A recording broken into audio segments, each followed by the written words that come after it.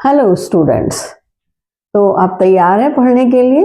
आज मैं आपके लिए लाइव क्लासेस ला रही थी, लेकिन किसी टेक्निकल प्रॉब्लम की वजह से नहीं हो पाया।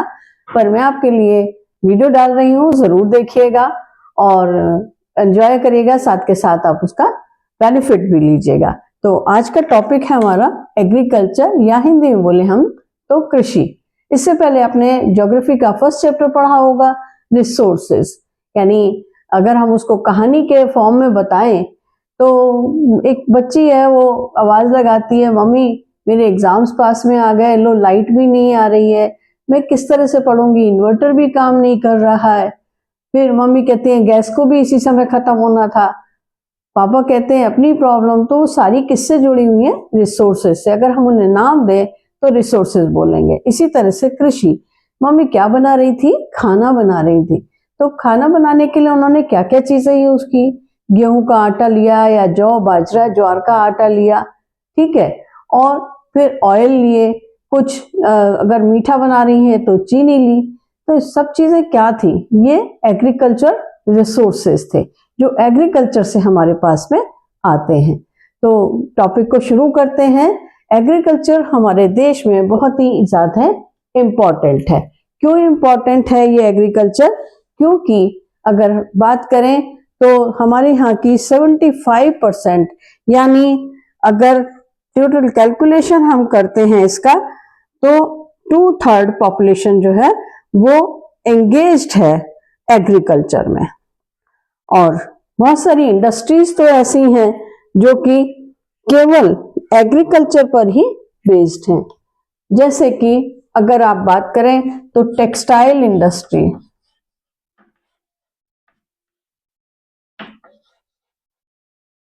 बिना एग्रीकल्चर के ये चल ही नहीं सकती है। उसके बाद में अगर हम बात करें तो टी या बेवरेज इंडस्ट्री,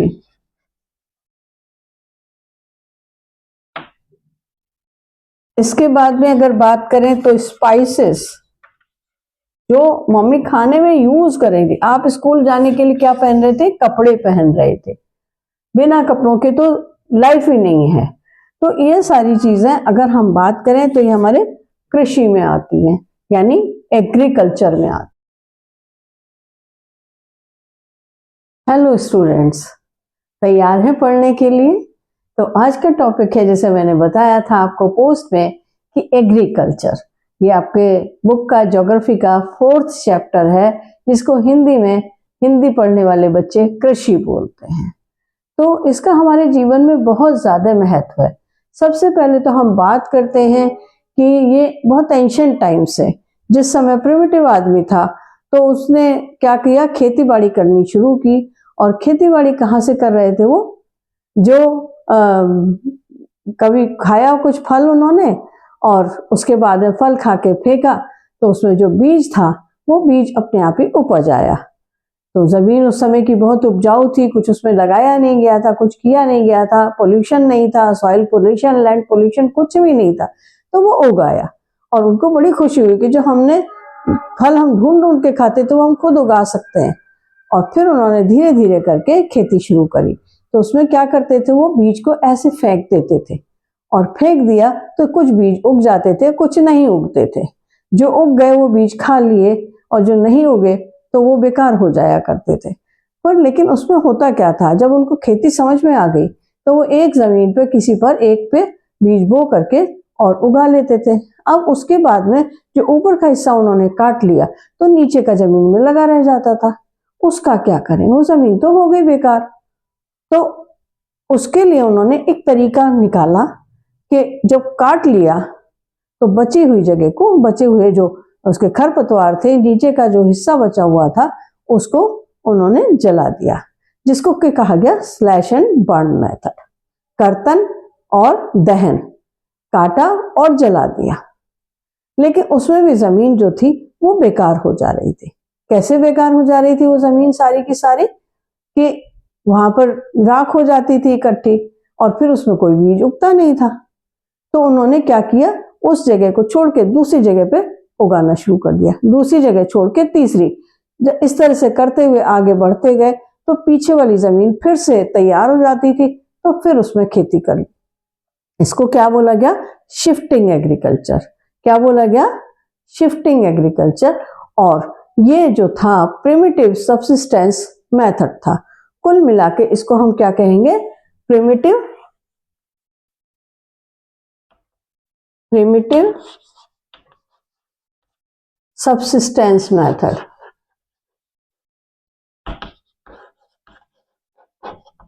एग्रीकल्चर।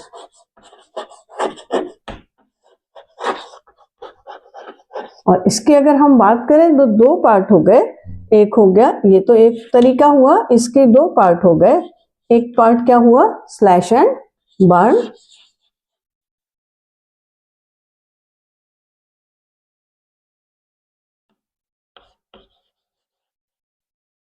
और दूसरा शिफ्टिंग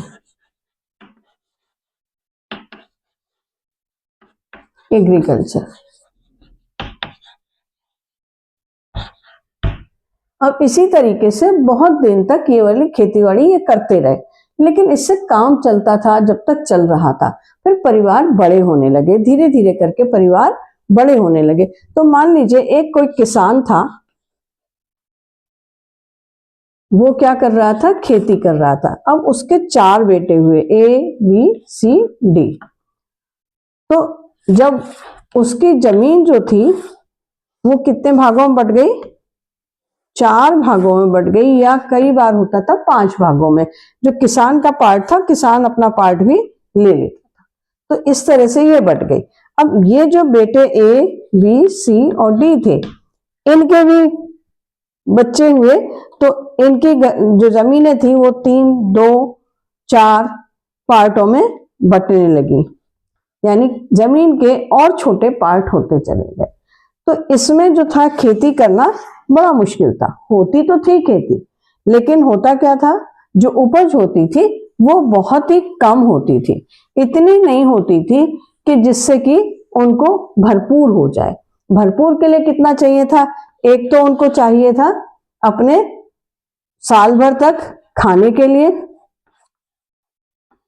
साल भर खाने के लिए, और दूसरे बाकी जरूरतों के लिए, जो बाकी जरूरतें होती थी उनके लिए पैसा अर्न करने के लिए, पैसा कमाने के लिए, जिससे कि वो बाकी के खर्चे कर सके।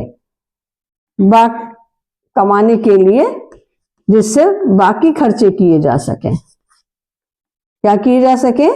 बाकी खर्चे किए जा सके, खर्चों के लिए। ठीक है।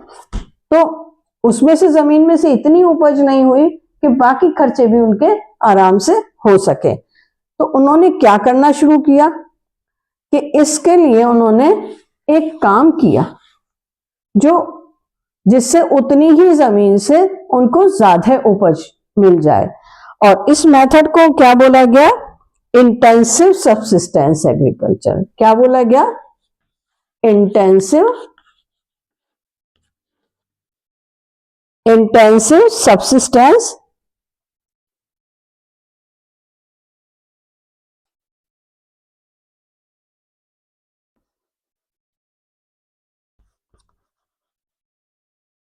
एग्रीकल्चर।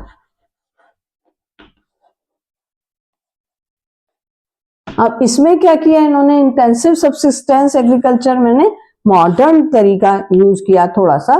कैसे? कि खाद डाली, यानी फर्टिलाइजर, यूज ऑफ फर्टिलाइजर्स,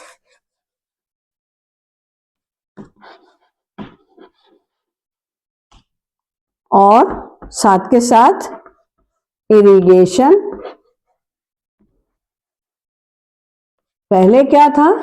इस टाइम में क्या था? जो बारिश हो गई उससे पानी मिल गया बस वो, या नदी से जो पानी की लहर ला करके उन्होंने डाल दी नहर, उससे पानी मिल गया, वो था। अब इन्होंने क्या करा? यहाँ पर इरिगेशन शुरू कर दिया, यानी बहुत तरीके से, जैसे रहट लगा दिए उन्होंने, कुएं, रहट यानी कुएं से लेकर के पानी वो लगाते थे, डिब्बे लगा करके रहट बनाकर वो लगाते थे, उससे पानी दिया जाता था। या पंप लगा दिया, उससे सिंचाई करने लगे। और फिर जो पेस्टिसाइड्स वगैरह भी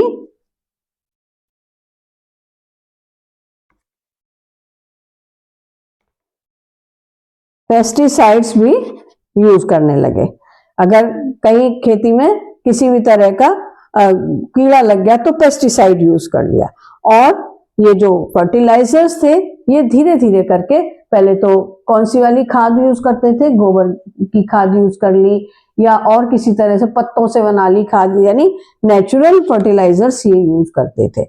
और इरिगेशन किया और पेस्टिसाइड्स और इंसेक्टिसाइड्स वगैरह यूज करके इन्होंने अपनी फसल को बढ़ाया।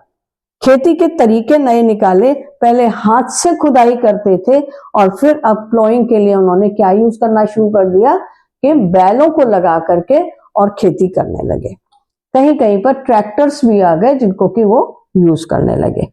और तीसरा टाइप जो आया हमारे पास में, जो थर्ड टाइप है, वो क्या है, ये हम क्या कर रहे हैं, क्या पढ़ रहे हैं, टाइप्स ऑफ एग्रीकल्चर। तो थर्ड टाइप क्या था, जिसको कि हम बोलते हैं कॉमर्शियल। क्या बोलते हैं, कॉमर्शियल एग्रीकल्चर।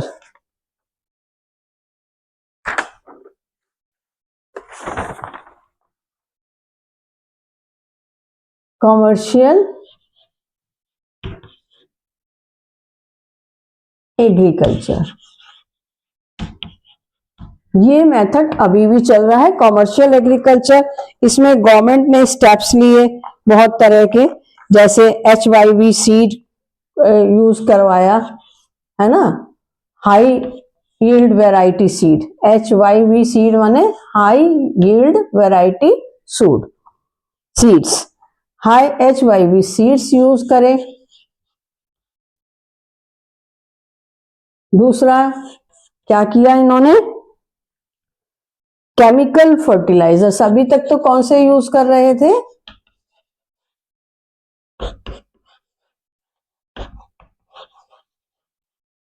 अभी तक तो यूज कर रहे थे नेचुरल फर्टिलाइजर्स, अब क्या यूज करने लगे, केमिकल फर्टिलाइजर्स। इसके बाद में इंसेक्टिसाइड्स और पेस्टिसाइड्स, ये तो पहले भी यूज कर रहे थे, अब की बार भी कर रहे हैं। क्या कर रहे थे, इंसेक्टिसाइड्स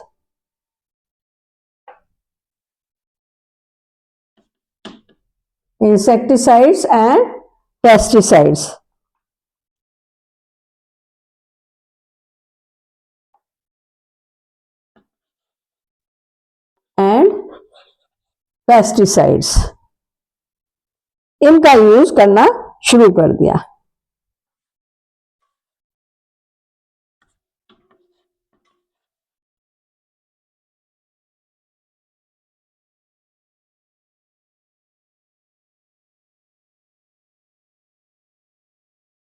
किस लिए यूज किया इन्होंने, इन तीन चीजों को किस लिए यूज किया गया, टू गेट हायर प्रोड्यूस और या यील्ड।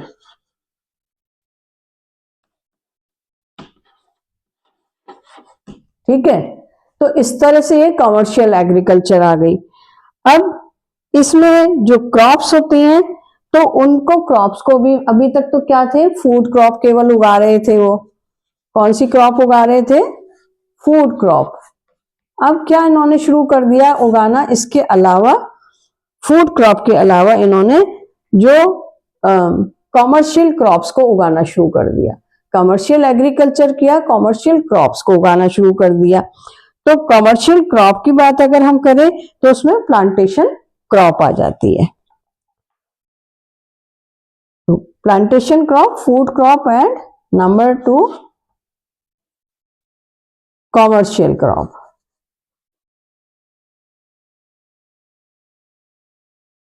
कॉमर्शियल क्रॉप उगानी शुरू कर दी। अब कॉमर्शियल फूड क्रॉप में तो आपको पता है व्हीट, राइस और जितनी भी खाने वाली चीजें हैं वो सारी की सारी फूड क्रॉप में आती हैं। क्या आती हैं, फूड क्रॉप में व्हीट, राइस, ज्वार, बाजरा, जितनी भी खाने वाली चीजें वो सारी की सारी फूड क्रॉप में आ गए। कॉमर्शियल क्रॉप में जिनको कि हम खाने के लिए नहीं यूज करते, बल्कि उनसे हम बेच करके उनको पैसा कमाते हैं। जैसे फाइबर क्रॉप है, इसमें फाइबर क्रॉप हो गई, ठीक है, और बेवरेज क्रॉप हो गई,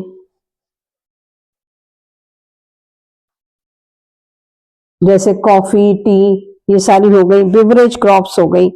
और इसके बाद में आपका रबर हो गया, ये सारी की सारी जो है हमारी कॉमर्शियल क्रॉप में आ जाती है। फाइबर क्रॉप में आपके में कॉटन हो गया, जूट हो गया, ये सारी चीजें आ जाती हैं। अब क्रॉपिंग पैटर्न की बात करेंगे, हम आगे चलेंगे। क्रॉपिंग पैटर्न क्या चीज होगी? अब क्रॉपिंग पैटर्न। तो क्रॉपिंग पैटर्न की अगर हम बात करते हैं,